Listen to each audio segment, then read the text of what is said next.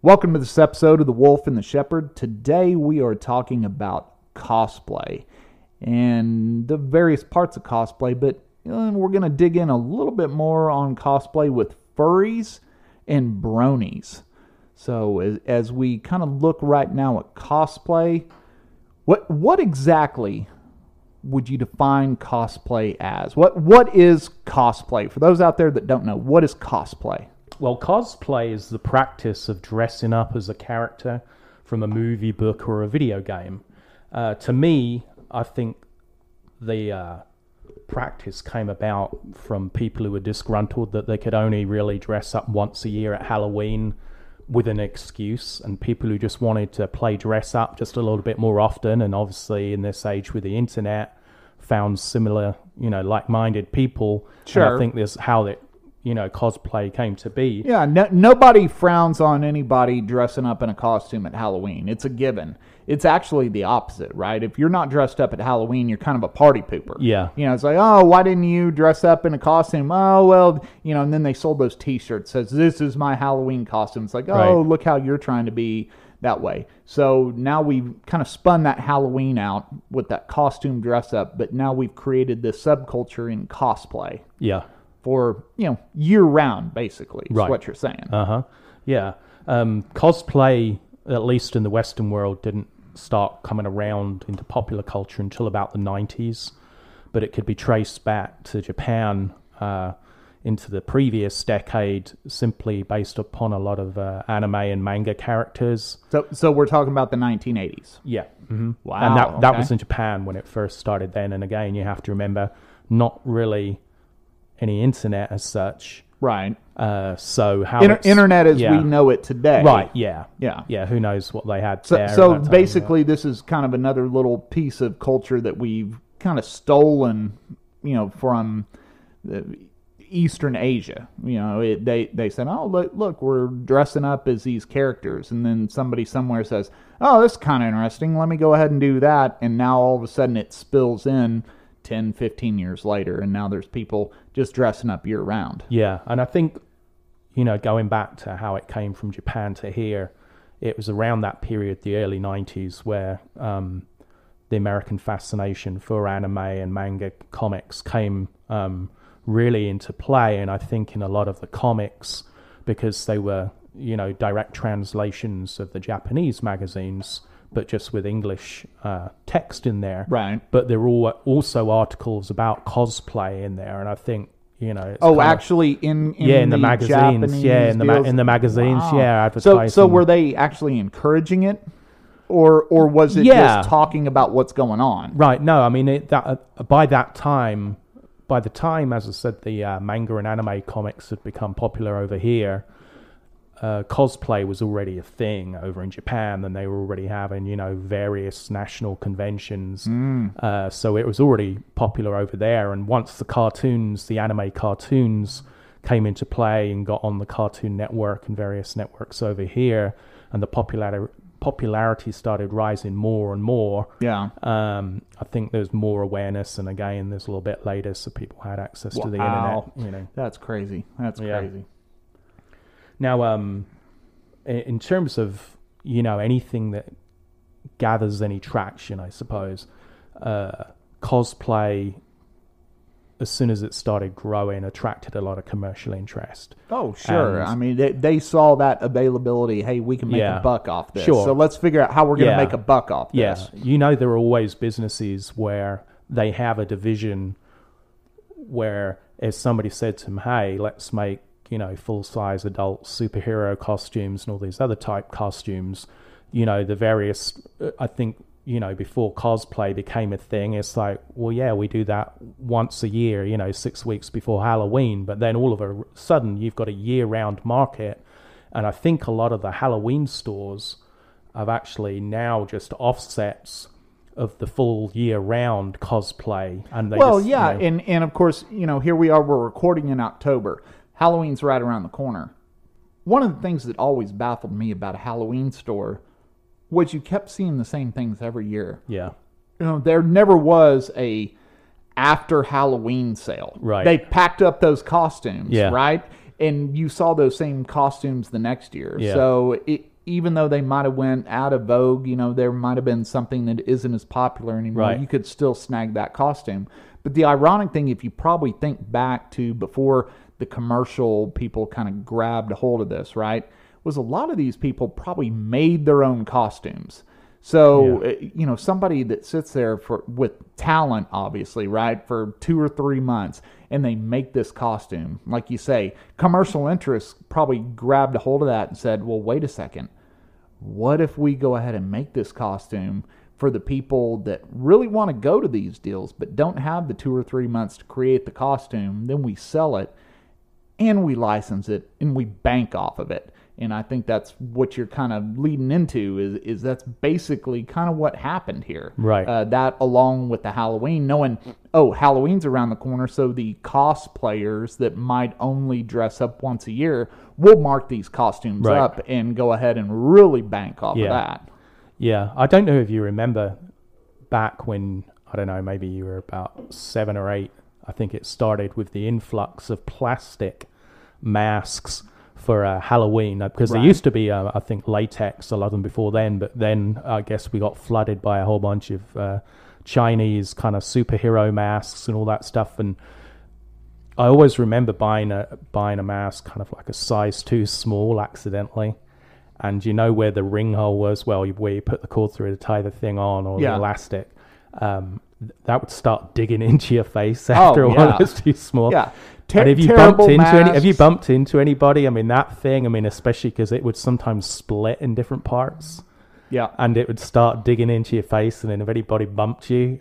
not only that, but, they made those for that one Halloween night, right? But they really only made it for, like, the first 30, 45 minutes. Because you knew after you trick-or-treated a few houses, you were done. You were taking that cheap plastic mask off. You might be being kind. I think it might have been 45 seconds before you discovered the discomfort. Well, yeah, and you got to remember as a kid, right, you get that Halloween costume, and obviously you're getting it before Halloween. Yeah. So when you're a kid, what do you want to do? You immediately want to put that thing on. Right. Even if it's a day before Halloween or 3 weeks before Halloween, you got to try that thing on. I mean, if you're going to be Batman, right, you want to run around the house dressed up in that costume. So a lot of times, I'm sure there were kids that ruined that costume before it was even Halloween time. Right. But the quality of costumes nowadays compared to how they used to be, just as an example here, cosplayers back in 2014 spent $11.7 billion worldwide. Billion with a B. Wow. And that was in 2014. By the end of 2019, that figure had increased to 45 billion, so fourfold. Wait. So go back and say those numbers again. 11.7 billion. 11.7 billion up to 40-some billion? 45 billion. That's crazy. Yeah. So that's crazy. Kind of gone fourfold in the space of like 5 years. The market for it. And, obviously what happens is these costumes do become more and more elaborate. They realize that you've got those people who only want the very, very best costumes. And so they'll pay for the, $1,200 Iron Man costume as opposed to the, the $65. Some cheap junk. I remember one of the first, what I guess you'd probably call it a cosplay costume that I ever bought. I had always wanted real Stormtrooper armor. Of course, you and I both were Star Wars fans. Yeah. And so I had always wanted a full set of Stormtrooper armor, and I paid $1,100 for Stormtrooper armor. Wow. Now you can go and you can get something probably actually better than what I bought for a few $100s at a Star Wars store. Mine was pretty good. I still have every piece of it, except for some reason I lost the helmet. Yeah. Like a long time ago. And don't know where the helmet ever went to. I think I had it on a display somewhere, and then it got packed away, and it got in a box. It got thrown away. But I still have a box that has that Stormtrooper armor in there. And I remember when I'd put it on, I looked like a Stormtrooper. And of course, one of the cosplay things, Star Wars is very popular with that, and they have the 501st Legion that they all dress as stormtroopers and everything. And it was 501st Legion approved, and I think I wore it, honestly, like 3 times. Yeah. But it was just one of those kind of bucket list things. I always wanted a stormtrooper costume, and I had the Cadillac version. Now it's in a cardboard box somewhere. Do you want to hear my embarrassing make it yourself stormtrooper? Absolutely, armor? Go for it. Okay. This was maybe about 82, and I decided I would also like some stormtrooper armor. So now, for clarity's sake, this is just before Return of the Jedi comes out. So Empire's been out. Yep. Return of the Jedi, not in the theater yet. Just kind of set the timeline. Yeah. So I figured, I'd really like stormtrooper kind of armor kind of thing, and I figured, well, I looked through a few of my comic books and stuff, and there were places which sold them, but I made the mistake of wandering around in the backyard, and I spotted 2 pieces of tubing, which were about PVC 18 inches pipe? long. Yeah. Uh-huh. And I kind of walked up to it, and I think my subliminal part of my brain was working more than my conscience at the time. But I went over there, kind of like put my hand in there, and it was a tight fit. I thought, this looks a bit like stormtrooper armor. So I pushed my hand all the way through, and I mean, it was a struggle getting it all the way through. And I'd also kind of not kind of worked out the length quite correctly, because I mean, it was painful for as far as it was up once my hand was through it. Up past and your elbow, so now you can't bend your arm. So anyway, that I wasn't aware of that at the time. So I put the other one on, because I had to kind of like tip it up on its end and push my hand through, because I couldn't do anything with the other hand to help this time around. So I had them both on.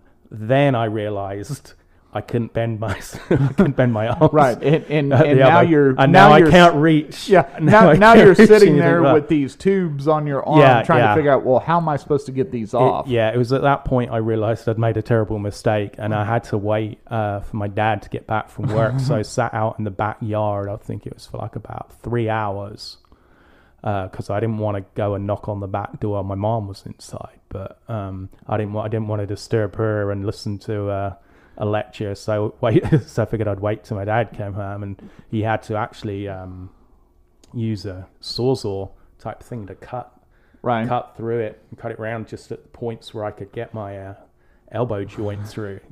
So that was my do-it-yourself. Now, actually, what I'm going to do for this podcast on our Facebook group, I actually have a homemade Batman costume I made, I think, when Batman Returns came out, and I wore it to a fancy dress party. And believe me, it's me wearing it. It's head to toe, homemade costume. But it's a sight to behold. So as soon as this podcast goes live and it's up on the Facebook group, I'll go ahead and post that photo. Looking forward to seeing that, because I have not seen this picture, so I'm looking forward to seeing that picture. Yeah. Now, going back to the commerciality of cosplay, the San Diego Comic-Con used to be the biggest, I think, Comic-Con I think event. It still is, isn't it? Well, it actually that's stopped. Kind of the big one. Yeah, and that actually got cancelled this year. Well, obviously.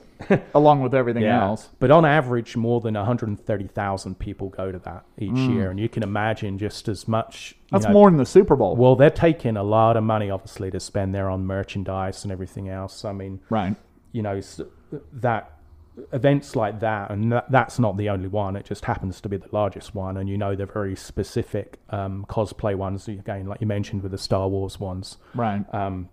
But even on TikTok, there's a famous cosplayer, and well, we say famous. I don't think you or I ever heard of her, but her name is Lauren Gray, and she has over 38 million followers. 38 million followers. Yeah. Wow.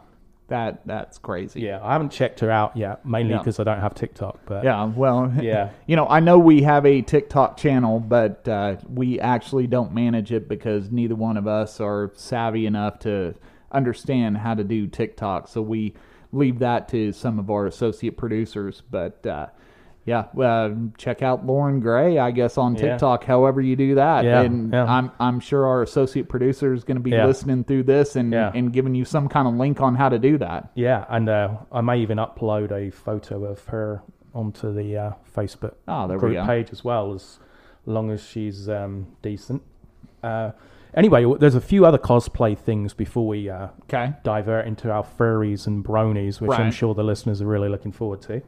A few other cosplay things, which it was obviously going to be a thing, but your thoughts on it in terms of how you see it operating, or how it'd be hard, I don't know, to deviate from the norm that much and it still works successfully. So the first one is there are a bunch of cosplay dating websites where these people can date each other. Okay, I can see that. I mean, you've got the dating websites. It's what's the one, Farmers Only, you know, and it's looking for farmers. And then you've got the silver singles for the old folks. So I'm not surprised. I mean, I wouldn't have thought about it. So whoever came up with that, props to you. You're sitting in a mansion somewhere laughing about the idea because you banked off of that. So good for you. But how does the cosplay dating website work? I mean, are they dressed up in their favorite cosplay outfit and they say, I only want people that, wear Star Wars cosplay and no Star Trek or something like that? I mean, do you check off the little boxes of what kind of cosplay fan you are? Well, and I can't believe I'm about to say this, but if I ran a cosplay dating website... is this really hypothetical, or is this something that you know for a fact, and secretly you are the guy that created the cosplay dating website? Well, this is what I would do.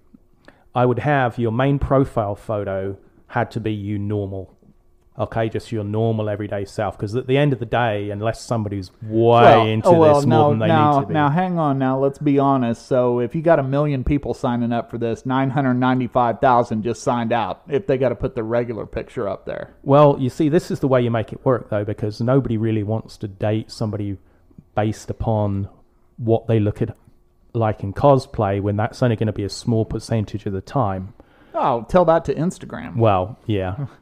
But I think that, that in terms of dating, you need to see who you're going to be seeing most of the time, but then they should post their 4 best cosplay photos. So if there are people who don't really care what they look like in real life, but are only after the cosplay things, then they can also judge them on the cosplay photos. Yeah, that makes sense. Now, that would be my minimum requirement. I follow your logic there. Yeah. That makes sense. And I think I'd have to have a system of weeding out, people who put in like blank photos. They don't upload photos. It must be required simply because you're going to get those people who just want to go out and find girls who dress in nice outfits. Yeah, very true. Yeah, because especially if they're wearing masks, right? Right. So that's very easy to hide your identity if you've got a mask on. So totally get that. Totally get that. What else is in there in that cosplay world? There's a surprising number of books devoted to cosplay. Now, magazines, it doesn't shock me because, again, I'm guessing half the magazine would be advertisements from online stores selling stuff, and then the rest of it will just be advertising. Conventions and all that stuff. Yep. But books, it's kind of surely it's got to be somewhat illustrated, because I don't know if a fiction story about a cosplay is. You know what? Maybe there is, but I'm guessing the books that you're talking about are, like I say, full of pictures, of different people at these, cosplay conventions, cosplay events, stuff like that. Right. So I guess that leads to knowing that, hey, print media is not quite dead. Right. Because you think of something cosplay as being internet-centric and everybody being on the internet and worried about their web pages and their social media sites and things like that. But if you got it in print media, it's taken hold. Yeah, well, when I said book, I probably meant maybe e-book. Just simply because I can't see most of the people in the generation who are into furries are actually going to, when they can carry it everywhere on their phone and read it. Fair enough, but there's still people that print emails. So there is that. Yeah. The last thing I wanted to discuss with you, just about the general cosplay world before we go off into the diversion of the furries and the bronies, was that I actually discovered cosplay has its own cryptocurrency called the Cosplay token. COT. COT, the Cosplay token. Yeah. Okay, wow. And what one thing we haven't hit on in any of our podcasts is cryptocurrency, but let's talk about this a little bit. So how does the COT, the Cosplay token, how is that playing into the whole cosplay world? Well, I'm figuring that what they're going to use it for is, obviously the online currency when you buy stuff from the stores, and maybe, especially if it's shipping from overseas, a lot of the time you can avoid certain taxes and import taxes simply because where the money is going. Well, I can't remember which one of the cryptocurrencies it was. I don't know if it was the Dogecoin or one of the other ones that was more along the lines of tipping.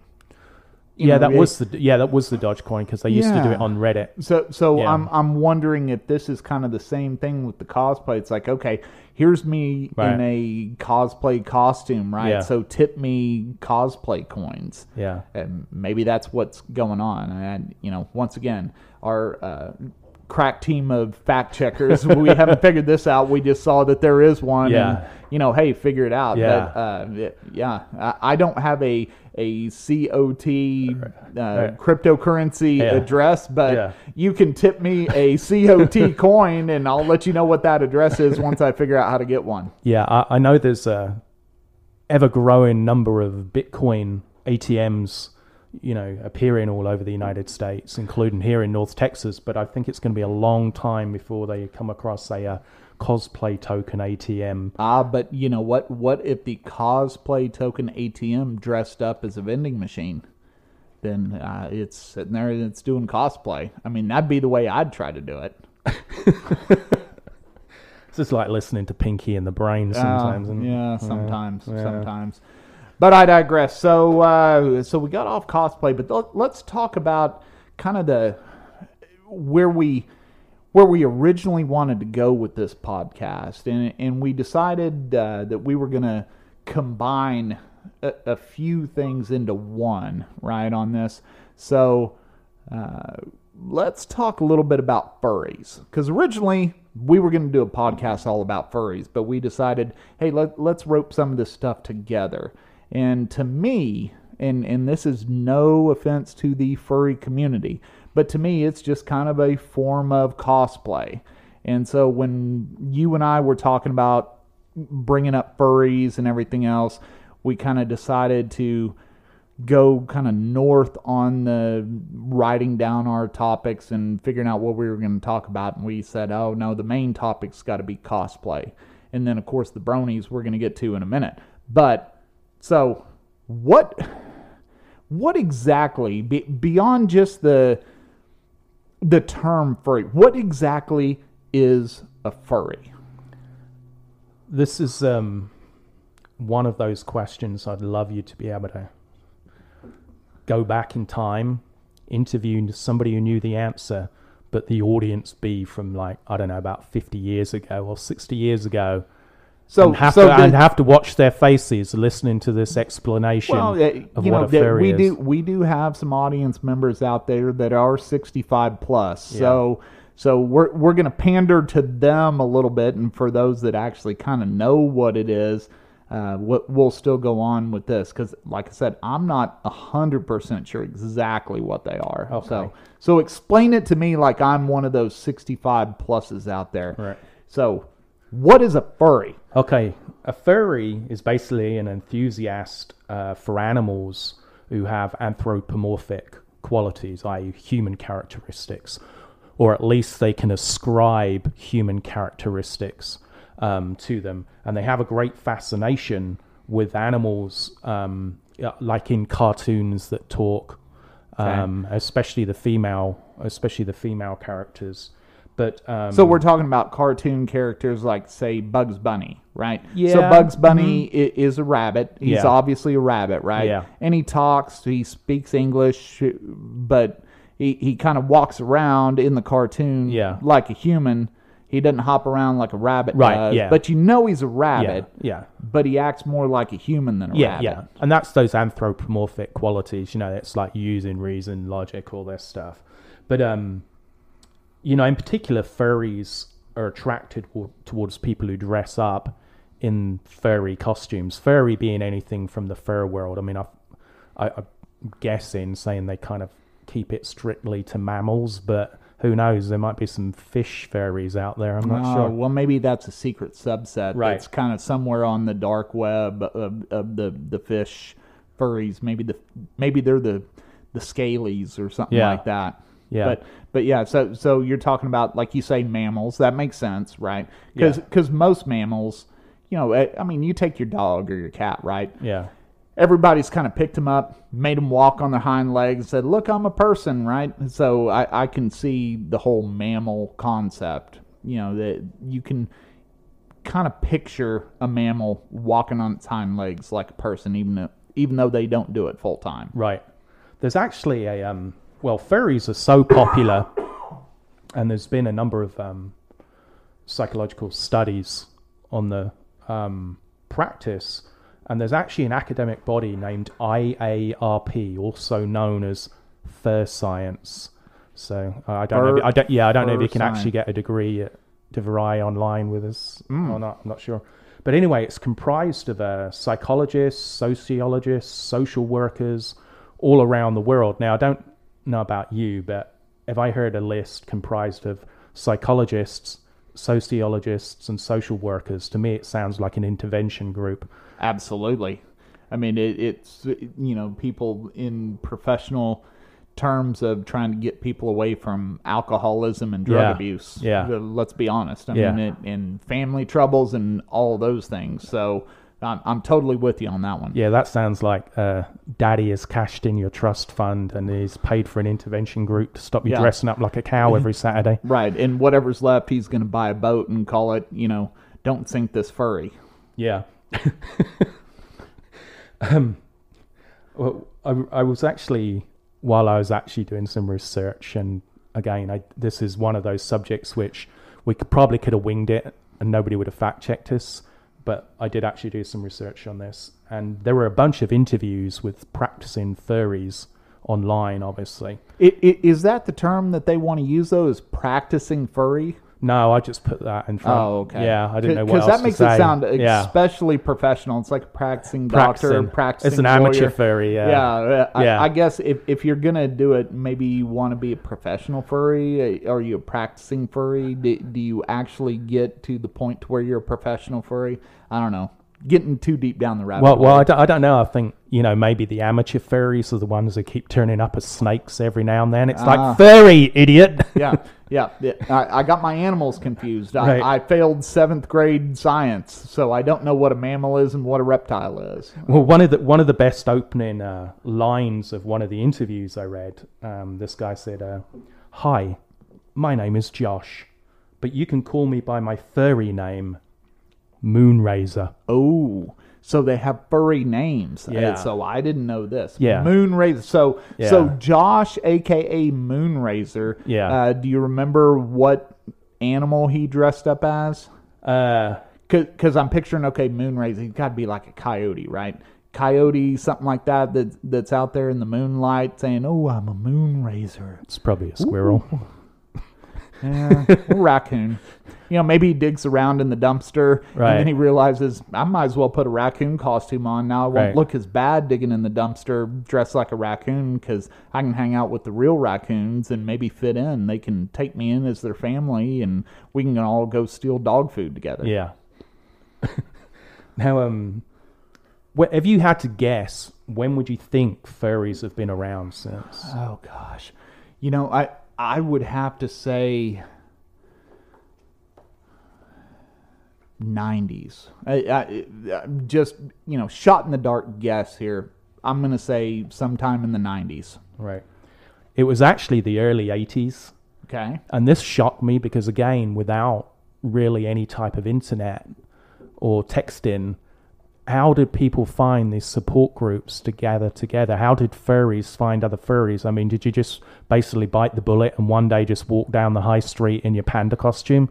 and somebody else see you, hope you're there again the same time tomorrow, and they walk up in their cat costume, and that's how the group forms. that very well possibly could be, or maybe you're taking too much time hanging out at the zoo.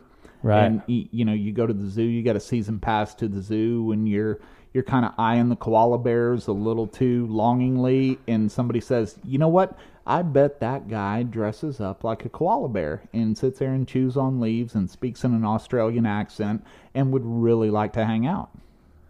That could happen. Yeah. Also, what could have happened is they could have gone the whole newspaper ad route, put an ad in the local newspaper. But again, just like I said about if you had to explain this to somebody in front of an audience 50 years ago, I think you'd have been shot. Yeah, but right, yeah. But even, you think actually, crap. The early 80s, that was almost 40 years ago anyway. Oh, dang, this yeah. is kind of probably bad. That's this a little is probably depressing. bad. Yeah. Dang. So back then, 40 years ago, in an ad, how would you put that you're a person who likes to dress up as an animal in search of other people who like to dress up as animals? That could be attributed to the fact of the name furry, right? Because if you didn't know what a furry was, and I didn't know what a furry was, and if you're listening out there and you don't know what a furry is, right? You hear the term furry, anything with E, the Y at the end or an IE at the end, it sounds happy. Yeah. Hence the word happy. It has a Y at the end, right? So furry just kind of seems cheerful. This is a happy thing. There's nothing bad about it. We're all smiling. It's all, rainbows and everything else. Everybody's dancing around, having a good time. So maybe they said, hey, we got to come up with some kind of name for this that kind of has a happy sound. And, this costume's a little on the furry side. And somebody said, hey, furry, there it is. And I was going to call it blah, blah, blah, but okay, furry, yeah, that sounds better. We'll go ahead and we'll go with that. Right. Now, if we have to be honest... Oh, and we're always honest. Furries, it's obviously a kink of some type, right? Or a fetish, just in the same way as... and we got to remember, fetish tends to have a sexual connotation, but it's not necessarily always that. No. It's a bizarre thing. Bizarre meaning as far as the normal parts of society. And of course, normal, here I go with all these terms that are maybe socially unacceptable, right? But your average person, there's a better word, wouldn't dress up in an animal costume. Right. So it's a fringe. Let's use the word fringe, right? Yeah. Is that a fair enough word to use? This is kind of a fringe interest. Yeah. It's kind of like actually being a New York Jets fan. Yeah. Uh-huh. It's a fringe interest. I mean, they're terrible this year, so it's only the diehards that are actually wearing a New York Jets hat right now. Well, one of the most frequent comments I read on most blogs and report articles about furries was that the furry fandom is not all about sex. Okay. So this is where we kind of slightly differ from the regular cosplay, because the regular cosplay, I mean, like you said, you wanted to have stormtrooper armor. There's plenty of grown-up guys who, you can understand why they want to dress up as Batman or Darth Vader or whatever, just let off some steam, do that. And a lot of the time, I think with that, it's because of their interest in their own costume and just being or feeling and having a community of other people who will pretend along with you. Whereas when it gets to the furries, there's obviously a sexual side, because you've got furries with crushes on other furries who all they've ever seen is the costume and not the person underneath the costume. Well, and let's not use some toxic masculinity in this, right? Because there are plenty of the female side of cosplay that wants to dress up as some of these quote-unquote sexy anime characters. Princess Leia in the slave outfit. I mean, that's a popular one for women. So they can play to that and say, we know this male fantasy over here is this certain outfit. Yeah. And so if we put that on, we can kind of take on that persona and feel sexy. So it works both ways. How that works dressing up as an animal, I don't know if this explanation's going far enough for me. I'm just not quite getting it. Well, I think, again, going back to cosplay, I remember a time where there used to be very few, I guess, sexy Halloween costumes. But now they've sexified pretty much every female absolutely character. Dude, it is not only that, it's everything. I mean, you can be you can pick a profession and type that into Google and put sexy whatever profession Halloween costume, and there's one out there. Right, yeah. You know, there's going to be sexy coal miner, sexy librarian, sexy lawyer, sexy DMV attendant. There's going to be something there. So absolutely. But it kind of goes back to what you were talking about earlier about the commercialization of it, right? So there's going to be some woman somewhere, right? And, we're talking about a woman, nice-looking woman in shape, but maybe she's working at the DMV. Everybody makes fun of her for working at the DMV, but she goes to a Halloween party and she dresses as the sexy DMV worker. Right. Everybody's going to get a kick out of that, right? And so you can do that with any costume. But how do you make a sexy animal costume? Well, just before we leave this other topic, I just wanted to say I knew the over-sexification of cartoon characters, etc., had gone far too far last year when I saw an advert for a sexy grandma costume from Little Red Riding Hood. Oh, yeah. So we're going to sex Granny up in Little Red Riding Hood. You know what? I attribute that to liberal arts schools where they get marketing degrees and they say, I'm going to figure out a way to sell this. And you know what? More power to them, right? Yeah. Because they're putting sales on that dashboard right there, and they're making that graph go the correct direction when they're in meetings. Right. Because there's so much that they can do. But transitioning on from the furry thing. No, hold up. Oh no, sorry. Go back and answer that. I'm jumping ahead. Go back and answer that question which you asked about, how do the furries find each other attractive, with those costumes on. Oh, that is where we were. So tell me about that. So, because I remember, I think the last comment I made was, one of the most frequent type of comments was the furry fandom is not all about sex, but many furries will wear at least the head of their costume during romantic relations. No kidding. I mean, I guess everybody's a 10 with that furry head on, right? Well, I guess that goes back to the whole paper bag thing, right? What was it? Butterface, right? Everything's great, Butterface. Right. So, yeah. So I totally see where that's going. Now, like you were saying about the commercialization, fursuits, which is obviously the costumes they wear, can take hundreds of hours to make. Oh, I don't doubt that. And a lot of the time they're hand stitched. They're all a lot of them are custom made, because if you're going to pay a lot of money, you don't want an off the rack prêt-à-porter, furry suit. And they can sell for thousands of dollars, literally thousands. But this might actually surprise you. If you had to, I'll let you guess. If you had to guess how many people identify themselves as furries but don't actually own any type of furry costume, what percentage of furries do you think that would make?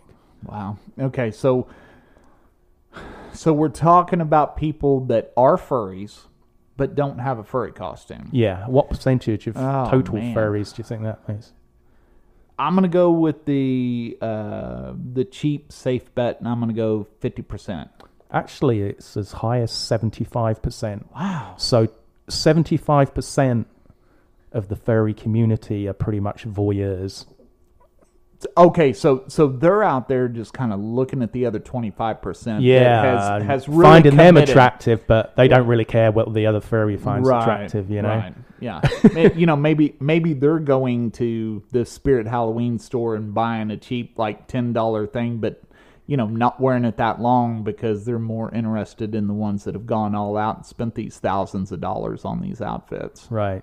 Yeah. So they're cheap like me, Yeah. is basically Yeah. what you're saying. Yeah, and part of the whole furry premise is you basically take on a schizophrenic or dissociative identity disorder type persona, because when they wear the actual costumes or the fursuits, as we've now learned they're called, they actually have to take on an identity which is completely different than their real life okay. persona So and it's known as a fursona. Fursona. That's the fursona. You've said before that they change their names, right? Right. So are they, getting away from? And let's just pretend for a minute that they're in the United States and they're normal day to day. They're speaking English, right? Do they change their communication? I mean, do they start making noises towards each other? Well, maybe speak in a different voice or use words they wouldn't otherwise use or repeat things. I guess in the character of the animal, like if they were dressed up as a cat, you'd think, despite the fact they're speaking English, they're going to throw in the odd meow. Gotcha. Yeah. Okay. No, that makes total sense. That makes total sense. Or if they're a dog, they're going to bark every once in a while, or a horse, they're going to neigh every once in a while, or a cow, they're going to be like, oh, will you please stop milking me, moo, something like that, right? Okay, That kind of peas on the parade of the koala costume you mentioned earlier, because who's going to buy one of those? Well, I guess if you're devoted enough to buy a koala costume, you're going to know what a koala sounds like, aren't you? Yeah, apparently. I mean, it just a little bit of drunkenness and an Australian palm, like, oi, mate, something like that. I think by the time you spent $1,500 or $3,000 on a koala costume, you've pretty much researched a little bit about them. Yeah. Especially. Bare facts. If you're dropping that kind of green on it, that makes sense. So, with all that said, now we got to move a little bit into bronies. So, the reason why we roped bronies into this was because we were talking about the furry thing before, and I said, okay, well, let's put some talking points together. I said, by the way, I don't know if this kind of fits into the cosplay or not, but we got to do a little bit of lookup on bronies. And your exact response back to me is, what is a brony? And I was shocked that you hadn't heard about this. And for those of you out there that don't know what a brony is a teen, kind of early teen, maybe, what do they call them, tweens now, 11, 12 years old, through adult male that loves My Little Pony. And it was shocking to me that there is a giant following of people that love My Little Pony, of stereotypically people you would not think would like My Little Pony. So when you kind of looked at me like, no, this doesn't exist, I said, all right, you've accepted the challenge. Tell us about bronies. What did you find out about this brony world that is actually hiding out there? Well, firstly, when you mentioned the word brony to me, the immediate thought in my head was, that sounds like pony. I wonder if it's a real world. I'm going to save that for the next time I'm playing general knowledge in case it comes up. And I thought, brony, no idea. And then obviously you showed me a video, a rather disturbing video, about what bronies are. You mentioned it being, from tween males up to, middle-aged males, but it also has a female following, and they're called Pegasisters, I guess, after Pegasus. The horse. Right, yeah. See, I didn't know that. Yeah. Now, how many, if you had to guess, even by 2012, how many bronies there were in the United States, what would you say? 2012. How many bronies are there in the United States? I'm going to go with 100,000. And by 2012, it was estimated that the number of bronies in the United States alone was between 7 and 12 million. Oh my God. Now that seems a bit high. Wow, that seems extremely There's high. no way. Because, I mean, let's be honest, right? If there were literally 50 million actual bronies in the United States, and somebody came up and asked you if you were a brony, how It's many like are going to say a 1 in 6 no? chance. Nope. Nope. Right. Well, it's probably only going to come out of like maybe 9 people out of 50 million. There's only 9 bronies in the entire country. right. Yeah, absolutely. So I don't know how they got those figures, because you can't imagine there was a anonymous online poll that reached that many people that they could have 12 million responses. Because if it was that widespread, I'm pretty sure I would have remembered it. You know, if it had come up as a random kind of question. Sure. You know, do you like dressing up as a pony, by any chance? Yeah, but the ironic part, and that's why I wanted you to kind of do your due diligence on it, it was this following. And there is a lot of cosplay. There's a lot of dress up in this brony world.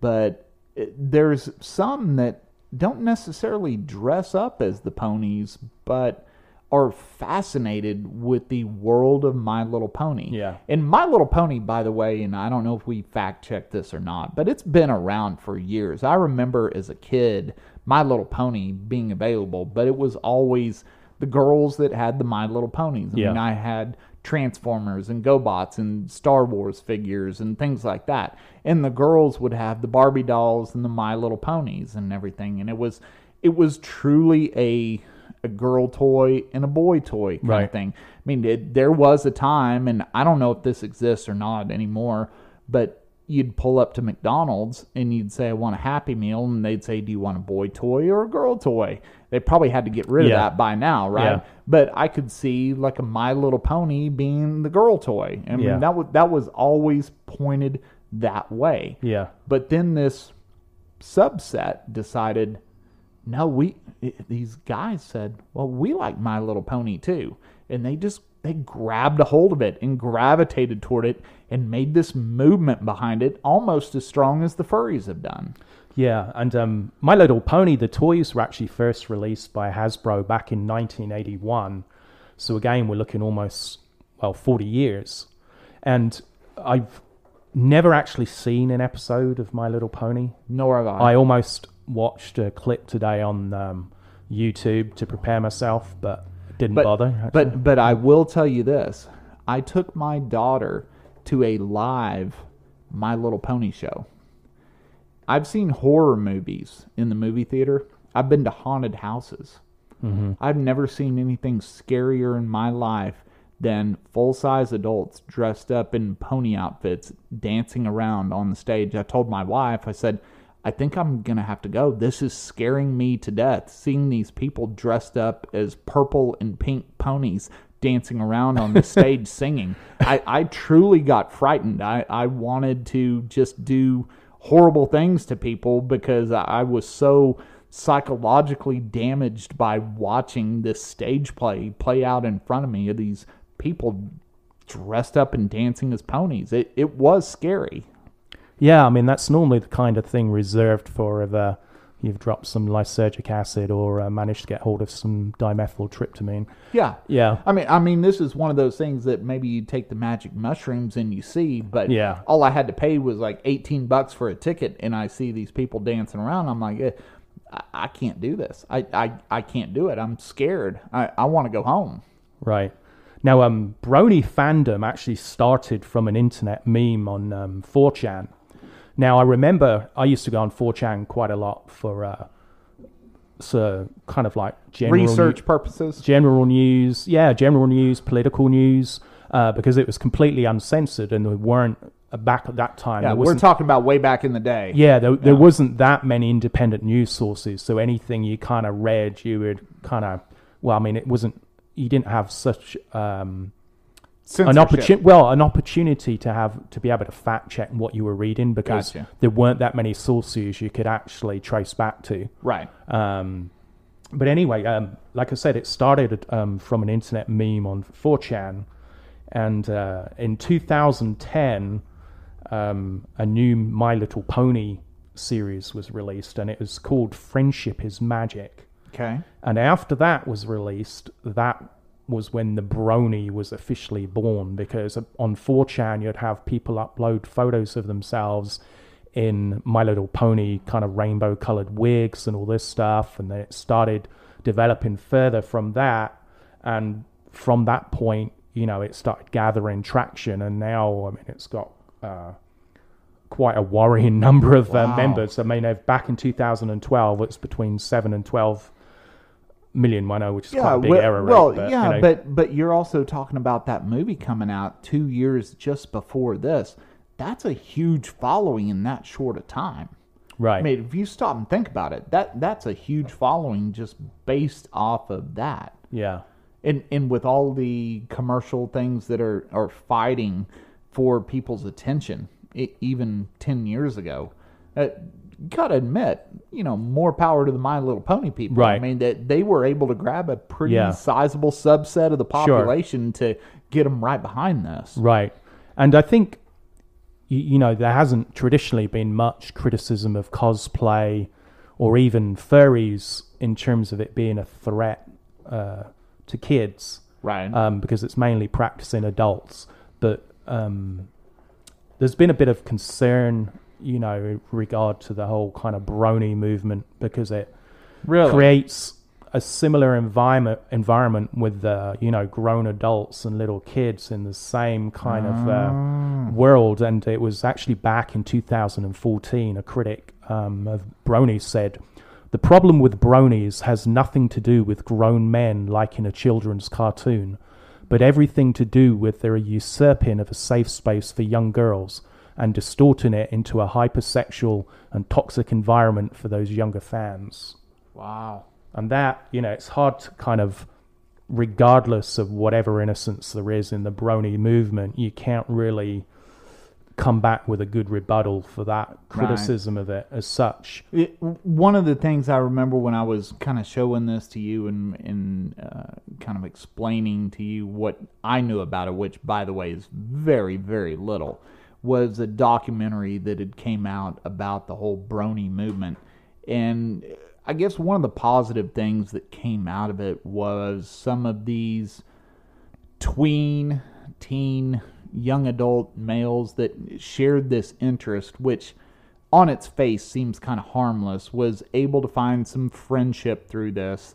Seemed harmless, once again, on its face. I mean, any documentary is gonna lean one side, right? So obviously the documentary, I haven't watched the whole documentary, by the way. I've only seen the trailer, but in looking at that, it kind of seemed harmless with that. But I guess that would be the positive spin that came out of that at least there were some ostracized people that had some kind of mutual interest, that they were able to get together, hang out, even if it was playing with little plastic horses. Right. Yeah, I think the whole topic today is something which, you know, I've certainly learned about 1,000 times more than before I researched it, because I knew very little outside of some of the cosplay stuff and that, because of, you know, our Star Wars intro. But there was one question I was going to ask you, actually, after you showed me the trailer the other day for the Bronies show. At any point, because I think you saw a longer trailer than the one you showed me. I think I did. Yeah. Honestly, I think I did. Yeah. At any point, did it show any female members? Because you remember earlier I said there was the female version of it. But on there, and there's a reason why I was asking that, because sometimes they create, I don't know, almost a fake counterbalance to make it like, see, look, there's men and women who are in it. Yeah. This is safe. There's no big deal here. To be honest, the one that I showed you the other day, there were a couple of female people in there, which kind of normalized it. You sure they were female? No. Okay. I'm not. Because remember, now that you say that, because remember, this is closely aligned to a movement where you can't always tell. Fair enough.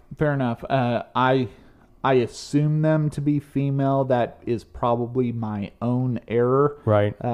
Maybe it's not. Maybe, I won the guess. Maybe I lost the guess. I don't know. I had a 50-50 chance there. And now I can already hear the haters saying, no, you had like a 16% guess.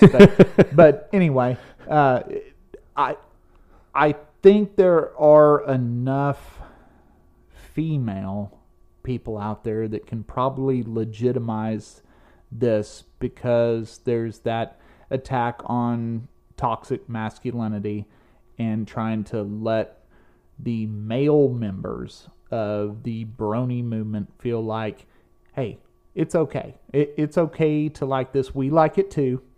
And by the way, you can, come in here. You can live with me, and I won't attack you for not being a toxic masculine guy.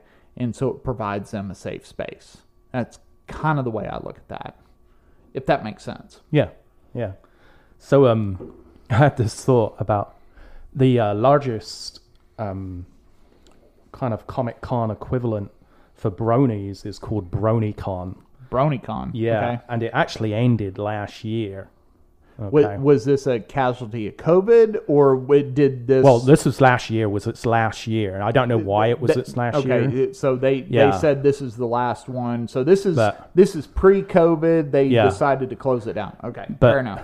But this is... I had this thought once I read that fact. And it was, well, I wondered what they did this year. And then I thought about the stereotypical person who probably dresses as a brony, and I thought, I bet you they all joined Antifa. Possibly. I mean, if you think about, are they wearing pony shirts? Maybe we need to be watching out for that. Right. So, well, thank you for tuning in to this episode of The Wolf and the Shepherd. We certainly appreciate all the support you've given us. Please share this with your friends and let us know what you think, and we'll see you on the next episode.